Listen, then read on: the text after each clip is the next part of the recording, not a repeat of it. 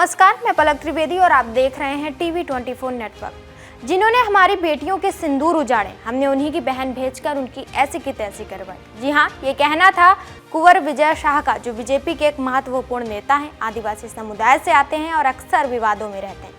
Kunwar Vijay Shah Harsud seat से लगातार 8 बार चुनाव जीत चुके हैं। ये सीट अनुसूचित जनजाति एसटी के लिए आरक्षित है। वर्तमान में जनजातीय कार्य, सार्वजनिक संपत्ति प्रबंधन और भोपाल गैस त्रिसदी राहत और पुनर्वास के मंत्री भी हैं।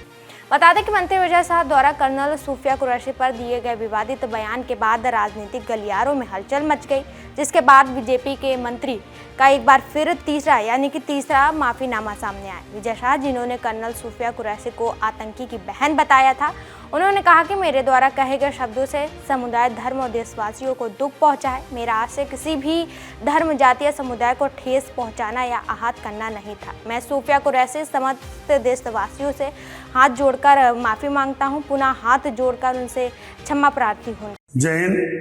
पिछले दिनों पहलगाम में हुए जघन्य हत्याकांड से मन दुखी और विचलित था।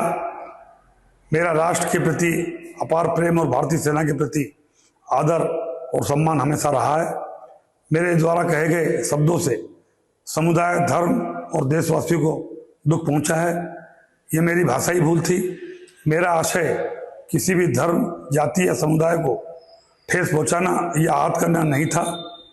भूलवश अपने द्वारा कहे गए शब्दों के लिए मैं पूरी तरह भारतीय सेना, बहन कर्नल सूफिया कुरैशी, समस्त देशवासियों से पूरी तरह क्षमा प्रार्थी हूँ एवं पुनः हाथ जोड़कर अब सबसे माफी मांगता हूँ। लेकिन सवाल ये है कि बीजेपी विजय शाह पर कोई कदम क्यों नहीं उठा रही है, उनके ऊपर एक्शन क्यों नहीं ले रही, क्योंकि विजय शाह पहले भी लिखित और एक वीडियो जारी करके माफ़ी मांग चुके हैं और उनका ये तीसरा माफ़ीनामा है। बता दें, प्रधानमंत्री नरेंद्र मोदी 31 मई को मध्य प्रदेश जाएंगे। वहां जाकर महिलाओं के हक के लिए बात करेंगे, बीजेपी की बात करेंगे और ऑपरेशन सिंदूर पर जिस तरीके से कर्नल सूफिया और कुरैशी और विंग कमांडर व्योमिका सिंह ने भारतीय सेना का पक्ष रखा, उस पर भी बात करेंगे। सवाल ये भी यहाँ भी उठ रहा है, क्या इसलिए पहले से विजय शाह से लगातार माफिया मंगवाई जा रही हैं, जिससे जो खराब हुआ है उसे कंट्रोल किया जा सके। वहीं विपक्ष लगातार हमलावर है और लगातार सवाल खड़ा कर रहा है।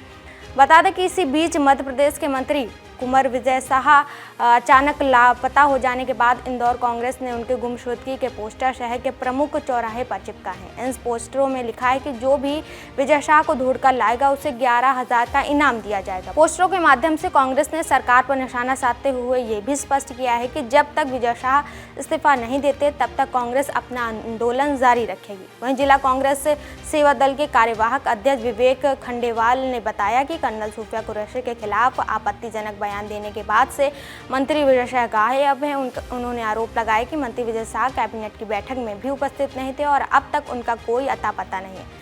विवेक ने कहा कि हमें जानकारी मिली है कि वे भूमिगत हो गए हैं। प्रधानमंत्री मोदी कहते हैं कि उनकी नसों में सिंदूर दौड़ रहा है, लेकिन इस समय 140 करोड़ देशवासियों की रगों में मंत्री का घटिया बयान दौड़ रहा है। पीएम को उनके खिलाफ सख्त कार्रवाई करनी चाहिए। कांग्रेस ने यह भी कहा कि एक मंत्री का इस तरह लापता हो जाना ये दर्शाता है कि प्रदेश से एक गृह विभाग निष्क्रिय हो चुका है। बीजेपी सरकार और प्रशासन मिलकर उन्हें बचाने का प्रयास कर रहे हैं। पूरे देश में नेताओं और विपक्ष द्वारा इस्तीफे की मांग की जा रही है, लेकिन सरकार उनकी रक्षा कर रही है। कांग्रेस द्वारा लगाए गए पोस्टर पर लिखा गया है कि गुमशुदा की तलाश ढूंढकर लाने वालों को उचित इनाम दिया जाएगा। पार्टी ने साफ कर दिया कि जब तक मंत्री इस्तीफा नहीं देते कांग्रेस का विरोध प्रदर्शन जारी रहेगा, जिसके चलते विवाद बढ़ने पर मंत्री विजय शाह ने एक बार फिर तीसरा माफीनामा जारी किया। उन्होंने कहा कि ये मेरी भाषा पर भूल था, मैं कंट्रोल नहीं कर पाया था। मेरा उद्देश्य किसी को ठेस पहुंचाना नहीं था। मैं बहन सूफिया कुरैशी और समस्त देशवासियों से हाथ जोड़कर माफी मांगता हूँ। मंत्री विजय शाह को फिलहाल 28 मई तक गिरफ्तारी और इस्तीफे दोनों से राहत मिल गई है। कोर्ट ने इस प्रकरण की जांच के लिए एसआईटी विशेष जांच दल के गठन के आदेश दिए और इस दौरान उनकी गिरफ्तारी पर भी रोक लगा दी है। बीजेपी के सूत्रों का कहना है कि जब तक कोर्ट गिरफ्तारी की अनुमति नहीं देता तब तक इस्तीफे की कोई ज़रूरत नहीं है। सरकार ने स्पष्ट किया है कि वो कोर्ट के आदेश का पालन करेगी और अब विजय शाह के राजनीतिक भविष्य का निर्णय 28 मई को आने वाली एसआईटी रिपोर्ट के बाद ही होगा। फिलहाल के लिए इतना ही। ताज़ा जानकारी और खबरों के लिए हमारे साथ जुड़े रहिए और देखते रहिए टीवी 24 नेटवर्क।